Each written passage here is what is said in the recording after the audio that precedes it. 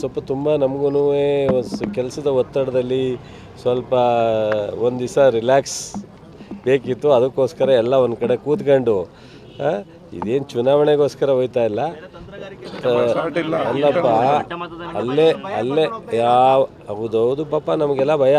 ಜನತಾ ದಳದವ್ರಿಗೆ BJP-ಅವ್ರಿಗೆ ಭಯ ಇಲ್ಲ, ನಮಗೆ ಮಾತ್ರ ಭಯ ಇದೆ. ಅದೇನು ನಾಳೆ ಗೊತ್ತಾಗುತ್ತೆ 4 ಗಂಟೆಗೆ ರಿಸಲ್ಟ್ ವಿಶ್ವಾಸದಲ್ಲಿದ್ದಾರೆ ಸರ್. ಕಾಂಗ್ರೆಸ್ ಮತಗಳು ನಮಗೆ ಬಂದೇ ಬರುತ್ತೆ ಅನ್ನೋಂಥ ವಿಶ್ವಾಸದಲ್ಲಿದ್ದಾರೆ. ಗೆಲುವು ಸಾಧಿಸ್ತೀವಿ, ನೋಡ್ತಾ ಇರಿ ಅಂತ ಅವ್ರು ಹೇಳ್ತಾರೆ. ನೋಡ್ತಾರೇನ, ನೀವು ಎಲ್ಲ ನೋಡೋಣ. ಈಗ ನಾವು ಅಲ್ಲಿ ಹೋಗ್ತಾ ಇರೋದು ಪಾರ್ಲಿಮೆಂಟ್ ಚುನಾವಣೆ ಸ್ಟ್ರಾಟಜಿ ಮಾಡೋದು, ಮತ್ತು ಒಂದು ದಿವಸ ನಮಗೂ ರಿಲ್ಯಾಕ್ಸ್ ಬೇಕಿತ್ತು. ಅದಕ್ಕೋಸ್ಕರ ಒಂದು ದಿವಸ ಎಲ್ಲ ಕೂತ್ಕೊಂಡು ಡಿಸ್ಕಸ್ ಮಾಡ್ಕೊಂಡು ಮುಂದೆ ಪಾರ್ಲಿಮೆಂಟ್ ಚುನಾವಣೆ ಹೆಂಗೆ ಎದುರಿಸ್ಬೇಕು. ನಾಳೆ ಚುನಾವಣೆ ಕ್ಯಾಶುವಲ್ ಆಗಿ ಎಲ್ಲಿದ್ದರೂ ಆಗುತ್ತೆ. ನಾವು ಸಂಖ್ಯೆ ಕರೆಕ್ಟಾಗಿದೆ ನಮಗೆ. ಸೊ ಸಂಖ್ಯೆ ಇಲ್ಲದೇ ಇರೋರು ಪರದಾಡಬೇಕು, ನಮಗೇನು ಆ ಥರದ ಪರದಾಟದ ಅವಶ್ಯಕತೆ ಇಲ್ಲ. ಟೋಟಲಿ ತಪ್ಪು. ಬಟ್ಟೆ ಹಾಕ್ದಲೇ ಮೈ ಮೇಲೆ ಬಂದರೆ ಆ ಥರದ ಎಂಟರ್ಟೈನ್ ಮಾಡಬಾರ್ದಂತ. ಆದರೆ ಅವನು ಒಳ್ಳೆ ಬಟ್ಟೆ ಹಾಕವನೇ, ಕೊಳೆ ಇದೆ, ಹರಿದೋಗಿದೆ, ಇದನ್ನೆಲ್ಲನೂ ನಮ್ಮ ಸಂಸ್ಕಾರ ಅಲ್ಲ. ಅವರವರ ಶಕ್ತಿ ಅನುಸಾರ ಅವರವ್ರ ಬಟ್ಟೆಯನ್ನು ಧರಿಸ್ತಾರೆ. ಅದು ಯಾರೇ ಅದು ತಡೆದಿದ್ರೂ ಅಧಿಕಾರಿಗಳ ಮೇಲೆ ಕ್ರಮ ಆಗಬೇಕು, ಅದು ತಪ್ಪು. ಅದು ಅಕ್ಷಮ್ಯ ಅಪರಾಧ. ಯಾವುದೇ ಅಧಿಕಾರಿಗಳು ಆ ಥರದ ನಡವಳಿಕೆ ಮಾಡಬಾರ್ದು.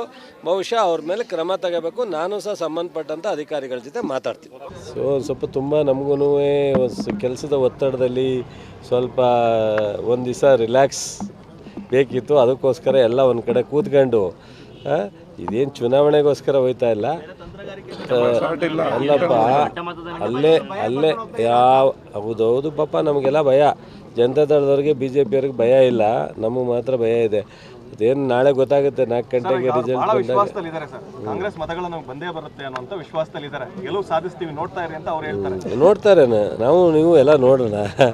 ಈಗ ನಾವು ಅಲ್ಲಿ ಹೋಗ್ತಾ ಇರೋದು ಪಾರ್ಲಿಮೆಂಟ್ ಚುನಾವಣೆ ಸ್ಟ್ರಾಟಜಿ ಮಾಡೋದು, ಮತ್ತು ಒಂದು ದಿವಸ ನಮಗೂ ರಿಲ್ಯಾಕ್ಸ್ ಬೇಕಿತ್ತು. ಅದಕ್ಕೋಸ್ಕರ ಒಂದು ದಿವಸ ಎಲ್ಲ ಕೂತ್ಕೊಂಡು ಡಿಸ್ಕಸ್ ಮಾಡ್ಕೊಂಡು ಮುಂದೆ ಪಾರ್ಲಿಮೆಂಟ್ ಚುನಾವಣೆ ಹೆಂಗೆ ಎದುರಿಸ್ಬೇಕು. ನಾಳೆ ಚುನಾವಣೆ ಕ್ಯಾಶುವಲ್ ಆಗಿ ಎಲ್ಲಿದ್ದರೂ ಆಗುತ್ತೆ. ನಾವು ಸಂಖ್ಯೆ ಕರೆಕ್ಟಾಗಿದೆ ನಮಗೆ.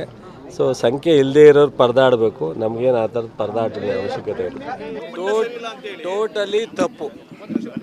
ಬಟ್ಟೆ ಹಾಕ್ದಲೇ ಮೈ ಮೇಲೆ ಬಂದರೆ ಆ ಥರದ ಎಂಟರ್ಟೈನ್ ಮಾಡಬಾರ್ದಂತ. ಆದರೆ ಅವನು ಒಳ್ಳೆ ಬಟ್ಟೆ ಹಾಕವನೇ, ಕೊಳೆ ಇದೆ, ಹರಿದೋಗಿದೆ, ಇದನ್ನೆಲ್ಲನೂ ನಮ್ಮ ಸಂಸ್ಕಾರ ಅಲ್ಲ.